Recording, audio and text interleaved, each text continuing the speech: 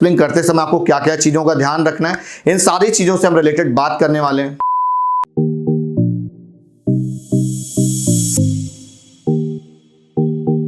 Hello everyone, तो यार आप सभी के लिए गुड न्यूज है। एचपीडीयू कानपुर का ऑफिशियल अनाउंसमेंट आ चुका है कि काउंसलिंग डेट्स उसकी आ चुकी हैं। पूरा का पूरा ब्रोशर आपका बुकलेट आउट हो चुका है, तो उसका भी लिंक मैं आपको डिस्क्रिप्शन पर दे दूंगा। तो इस वीडियो को कंप्लीट देखिएगा, बिकॉज जितने भी एचपीडीयू कानपुर से रिलेटेड काउंसलिंग के रूल्स हैं वो सारे मैं डिस्कस करने वाला हूं। इंपॉर्टेंट डेट्स के बारे में बात करूंगा, आपको किस तरह से काउंसलिंग करनी है और कितना परफेक्ट वे से काउंसलिंग कर सकते हो। एक्सप्लेन करते समय आपको क्या क्या चीजों का ध्यान रखना है, इन सारी चीजों से हम रिलेटेड बात करने वाले हैं। जैसे कि मैंने आप सभी को बताया कि यार गुड न्यूज है, एचपीडीयू कानपुर का 2021 का काउंसलिंग शेड्यूल यार आउट हो चुका है। पूरा का पूरा ब्रोशर आ चुका है। अभी तक जो इनको hpduadmission.nic.in वाली जो वेबसाइट है वहां पर अपडेट नहीं हुआ है फिलहाल। अभी अगर आप यहाँ पर देखेंगे hpdu.ac.in पर, तो यहाँ पर आपको ब्रोशर मिल जाएगा। लेटरल एंट्री का भी दे रखा है, एमबीए का भी दे रखा है, एमसी एमटेक वगैरह बाकी सबका दे रखा है, लेकिन हम तो यार सिर्फ बीटेक की बात करेंगे। अब अगर मैं बीटेक में बात करूं तो बीटेक का ब्रोशर देख सकते हैं यहाँ पर। एचपीडीयू का जो काउंसलिंग का शेड्यूल है 2021 का है, जो इनकी ऑफिशियल वेबसाइट है hpduadmission.nic.in है।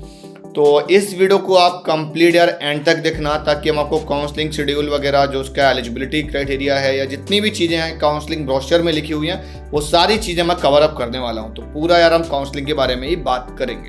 अब यार नो डाउट यार एचपीडीयू यार इंस्टीट्यूट बहुत बढ़िया है, मतलब one of the best institute माना जाता है यूपी में। जब भी कभी टॉप स्टेट लेवल की गवर्नमेंट कॉलेज की बात की जाती है तो नंबर 1 पे आता है।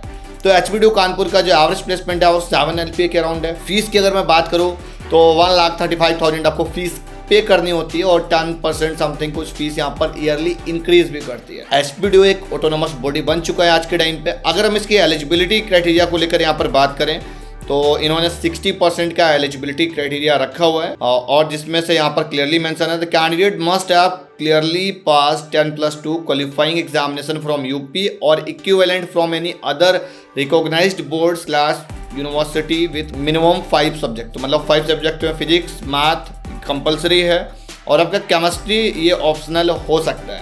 अब यहाँ पर 60% तो एकदम मस्ट है, होना ही होना चाहिए।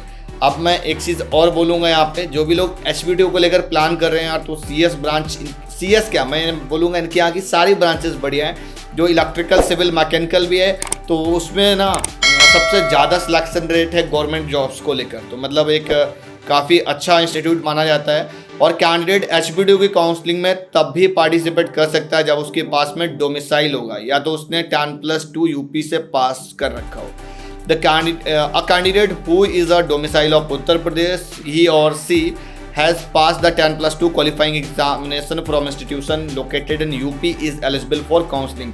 तो अगर कोई बाहर का बच्चा अगर उसने 10+2 यहाँ से पास कर रखी तो वो भी इसके लिए एलिजिबल होगा। In case the candidate has passed qualifying examination from outside of UP, तो मतलब किसी अदर स्टेट बोर्ड से कर, मतलब किसी और जगह जाके, जैसे काफ़ी सारे लोग होते हैं यूपी से बिलोंग करते हैं, जॉब वगैरह किसी अदर स्टेट में कर रहे हैं, तो उस केस में उनका परमानेंट जो रेजिडेंशियल सर्टिफिकेट होगा, जो डोमिसाइल सर्टिफिकेट होगा, वो वैलिड होगा 1 अप्रैल के बाद होना चाहिए 2021 का। अगर उनकी मदर फादर का होगा तो देन चलेगा, कोई दिक्कत नहीं है। हाँ, और उसके बाद में जो भी डिफेंस को लेकर बिलोंग करते हैं तो उनके लिए सर्टिफिकेट नंबर दे रखा है कि सर्टिफिकेट नंबर 10 होना चाहिए। तो यहाँ पर आपका डोमिसाइल सर्टिफिकेट का आई होप क्लियर हो गया होगा। अब अगर आप कैटेगरी सर्टिफिकेट भी अपना अगर आप लगाते हो तो मैंडेटरी है कि 1 जो यहाँ पर अप्रैल है उसके बाद का भी होना चाहिए। जैसे नॉन क्रीमिलियर का है या SC/ST का है तो सारे के सारे की अभी का होना चाहिए। उसके बाद ऑनलाइन काउंसलिंग प्रोसीजर बड़ा सिंपल है, जो इनका ऑफिशियल वेबसाइट है वहाँ पर जाकर आपको लॉगिन करना होगा, अपना पर्सनल डिटेल डाल के लॉगिन आईडी पासवर्ड क्रिएट करना होगा। हाँ यार मैं बता देता हूँ कि आई थिंक 2 सितंबर से इनकी काउंसलिंग पोर्टल ओपन हो जाएगी, रजिस्ट्रेशन इनके स्टार्ट हो जाएंगे। तो यहाँ पर जो एडमिशन होती है वो जेई के बिहाफ पर होती है। तो यहाँ पर अगर आप देखोगे 2500 रुपीज़ के एक तरह का एप्लीकेशन फॉर्म फीस होगा इनका, तो वो आपको नॉन रिफंडेबल होती है। वो एप्लीकेशन फॉर्म फीस तो कहीं की रिफंडेबल नहीं होती है। उसके बाद अगर आपको सीट वगैरह मिल जाती है तो 20,000 आपको पे करना पड़ेगा जनरल और ओबीसी वालों के लिए। SC और ST वालों के लिए 12,000 रुपीज़ का ऑप्शन है यहाँ पे। अब उसके बाद में 3 ऑप्शन आएंगे, फ्रीज, फ्लोट और विड्रॉ। तो इसके बारे में हम लोग थोड़ा सा स्क्रॉल करके नीचे आ जाते हैं, देन हम आपको डिटेल में बात करेंगे, बिकॉज वहाँ पर चार्ट बना हुआ है तो प्रॉपर हम सारी चीज़ें कोरिलेट कर पाएंगे। 5% सीट यार ऑलमोस्ट मैं बोलूँगा कि हर एक कोर्स में ट्यूशन फी ओवर का सीट का भी ऑप्शन दे रखा है। अब यहाँ पर एलिजिबिलिटी काफ़ी सारे यहाँ पर, जैसे कि फ्रीडम फाइटर का आपको रिजर्वेशन मिल जाता है। थोड़ा सा रिजर्वेशन फैक्टर को लेकर बात कर लें, फिर उसके बाद हम उस पर आएंगे। यार देखो, ये तो 21% हो गया आपका यूपी का। अगर आप SC कैटेगरी से हो, ST है तो 2%, और OBC है तो 27%। और उसके बाद में अगर आपका फ्रीडम फाइटर का है तो 2% का रिजर्वेशन मिल जाता है। तो मतलब एक रेयरली कोई कैंडिडेट होता है जिसके पास में हर साल फ्रीडम फाइटर का सर्टिफिकेट होता है। तो मैं बोलूँगा कितना भी रैंक हो तो एकदम अच्छे से ट्राई करोगे तो एक बार अलॉटमेंट बन सकती है। उसके बाद आर्म्ड फोर्सेज वाले भी देख सकते हो अपना एलिजिबिलिटी वगैरह। हाँ, जो लोग रिटायर्ड भी हो चुके हैं तो उनके लिए भी ऑप्शन है यहाँ पे। और हैंडीकैप्ड वाले के लिए 5% की रिजर्वेशन है। गर्ल्स के लिए 20% रिजर्वेशन अलग से, यूपी गर्ल्स के लिए, ठीक है ना।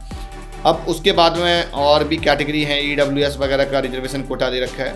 तो डायरेक्टली अब हम आ जाते हैं जो इनका सीट इनटेक है। सीट इनटेक थोड़ा सा मैं आपको यहाँ पर ब्रीफ कर दूँ। ये सीट इनटेक यार बेसिकली तो यहाँ पर 838 सीट्स बता रहे हैं लोग ब्रांच वाइज, है ना।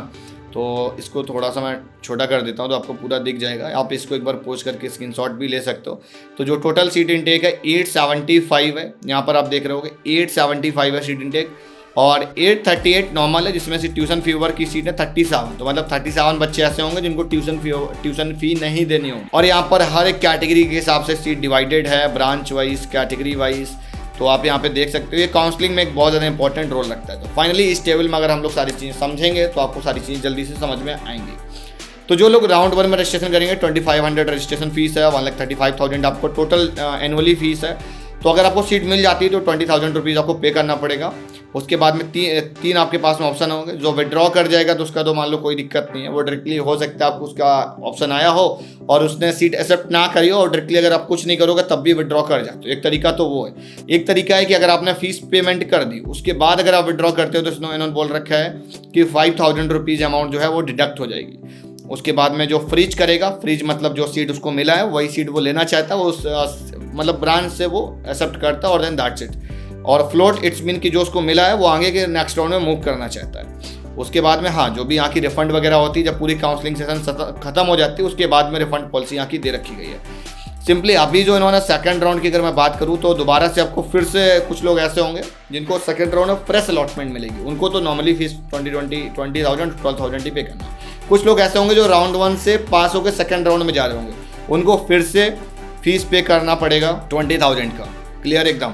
तो 20,000 का फीस पे करना पड़ेगा। यहाँ पर देखो ये चीज़ लिखी नहीं है, इन्होंने 95,000 बोला है कि अगर वो फ्रीज करेगा तो उसको 20 तो देखो एक्सेप्ट करने का फिर से देना पड़ रहा है, ये तो सबको देना ही देना पड़ेगा। तो 20 और 20 40 हो गया, तो आपके पास में जमा हो गया। इन केस अगर आप विड्रॉ मारते हो तो इतना पैसा आपका कट जाएगा। सेकंड राउंड में अगर आप सीट लेके विड्रॉ मारोगे तो 5,000 कट रहा है। अगर आप फर्स्ट राउंड में अलॉट हुआ था देन आप सेकंड में आए हो फिर आप विड्रॉ करोगे तो 25,000 रुपये आपका जो है डिडक्ट हो जाएगा। तो लगभग 15,000 रुपीज़ आपका रिफंड होगा। डिडक्शन ऑफ 25,000 रुपीज़ अगर आपका फर्स्ट राउंड में अलॉटमेंट है तो। इसी तरह से राउंड थर्ड होगा तो राउंड थर्ड में भी फिर 20,000 आपको जमा करना पड़ेगा। इस तरह से काफ़ी ज़्यादा फीस आपकी डिडक्ट कर जाती है। तो ये इंपॉर्टेंट शेड्यूल है। शेड्यूल हम आपको कम्युनिटी पोस्ट कर देंगे, तो शेड्यूल आप एक बार देख लीजिए। रजिस्ट्रेशन आपका 1 से 15 सितंबर तक करना होगा। चॉइस फिलिंग उसी के पैरेलल चलती है। राउंड 1 की अलॉटमेंट 16 सितंबर तक आ जाएगी। तो जस्ट यू थिंक इट कि UPTU का काउंसलिंग भी इसी के पैरेलल स्टार्ट होगा, बिकॉज मैंने जो प्रीवियस वीडियो बना रखी है UPSEE 2021 काउंसलिंग के बिहाफ पर ही बनाई हुई है। उसके बाद 17 को रिजल्ट आउट हो जाएगा। फिर उसके बाद में 3 दिन का आपको समय मिलेगा 18, 19, 20 कि आपको सीट लेना है कि नहीं लेना है। ऑनलाइन डॉक्यूमेंट वेरिफिकेशन और बैलेंस फीस पे करने का भी ऑप्शन है। सारा का सारा प्रोसेस ऑनलाइन होगा। अगर विड्रॉ मारना है तो 21 सितंबर तक विड्रॉ कर सकते हो। 22 सितंबर को यार इन्होंने वैकेंट सीट डिस्प्ले करने की बात की हुई है। हाँ, उसके बाद चेंज इन ब्रांच प्रेफरेंस, अब 23 तक ब्रांच जो है प्रेफरेंस अपना चेंज कर सकते हो, चॉइस कुछ ऊपर नीचे कर सकते हो। उसके बाद जब सेकंड राउंड की अलॉटमेंट आएगी तो सेकंड राउंड में इन्होंने आई थिंक बीच में रजिस्ट्रेशन नहीं दे रखा है। सेकंड राउंड अलॉटमेंट 24 को ही आ जा रहा है। तो रजिस्ट्रेशन का थोड़ा सा ध्यान रखना, हमको एक ही बार रजिस्ट्रेशन करने का मौका मिलेगा तो स्टार्टिंग में हमको रजिस्ट्रेशन करके रखना है। अगर मिसिंग हो गया 1 से 15 के बीच में, अब हो सकता है मे बी वो आगे अगर ओपन कर देते हैं तो सच वो बात अलग है, लेकिन अभी के लिए फिलहाल उन्होंने यही मेंशन कर रखा है कि वो दोबारा रजिस्ट्रेशन नहीं ओपन होने देंगे, मतलब कि नहीं है बीच में ऑप्शन। फिर 25 को हमारी सेकंड अलॉटमेंट आ जाएगी। अल्टीमेटली जब तक हमारा फिर से वही सेम प्रोसेस रिपीट होगा, विड्रॉ आएगी, वैकेंसी क्रिएट होगी, फिर से हमको ब्रांच प्रेफरेंस चेंज करने का मौका मिलेगा। तो पूरा का पूरा जो काउंसलिंग है वो हमारा वाइंड अप हो जाएगा 8 अक्टूबर तक। उसके बाद में फिजिकल रजिस्ट्रेशन होगा 1 सितंबर को, मतलब फर्स्ट सेमेस्टर का। तो उसके लिए नोटिफिकेशन की डेट नहीं है। फिर इंटरनल स्लाइडिंग होगी। हाँ, अगर रिक्वायर्ड होगा तो स्पॉट राउंड कराया जाएगा। No fee refund request will be entertained after last date of third round counselling withdrawal. तो थर्ड राउंड की काउंसलिंग में जो भी विड्रॉल डालना है डाल देना, अदरवाइज इनका फीस भैया कोई भी रिफंड नहीं होगा। तो एकदम बात इन्होंने क्लियर मेंशन कर रखी है।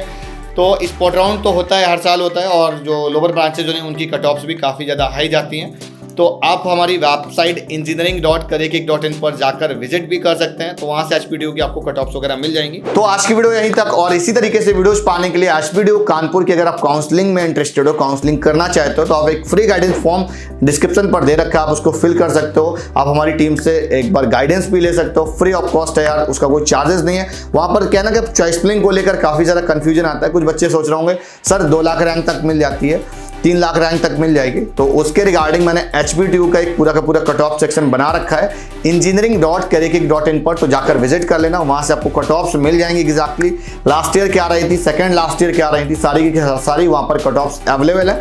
रेस्ट ऑफ इट आप हमारी टीम से गाइडेंस ले सकते हो कि आपकी प्रोफाइलिंग के बिहाफ पर क्या होना चाहिए। मिलता हूं नेक्स्ट वीडियो में, तब तक के लिए बाय बाय।